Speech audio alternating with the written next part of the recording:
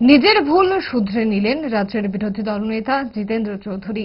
Police সুপারকে idiot শব্দ প্রয়োগ উচিত হয়নি, তবে বলতে বাধ্য হতে হয়েছে। আজ সংবাদ মাধ্যমে নিজের অনুতপ্ততার কথা জানিয়েছেন জিতেন্দ্র চৌধুরী।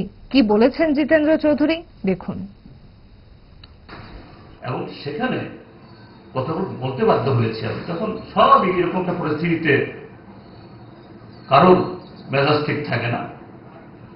যে অফিসাররা এসে বলছেন স্যার আপনি এখান থেকে ফেরত যান। আরে আমরা কেন ফেরত যাবো? আমরা তো আইন ভাঙতে আসিনি, মারামারি করতে আসিনি, শান্তিপূর্ণভাবে আসছি।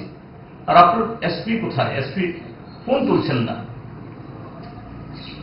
এই কাজটা তো ওনার একটা ইডিওটিক কাজ, ইডিওটের মতো কাজ করেছেন। হ্যাঁ, আমি বলছি আপনাদের সামনে, তখন মেজাজ যেগুলো লোকেরা খারাপ হয়। আমার হয়তো এই শব্দটা না প্রয়োগ না করলেই ভালো হতো। আমি বলছি একটু খোলামে, I would not have uttered this word, কিন্তু বাধ্য করা হয়েছে আমার কথা বলার জন্য, কিভাবে বলার জন্য।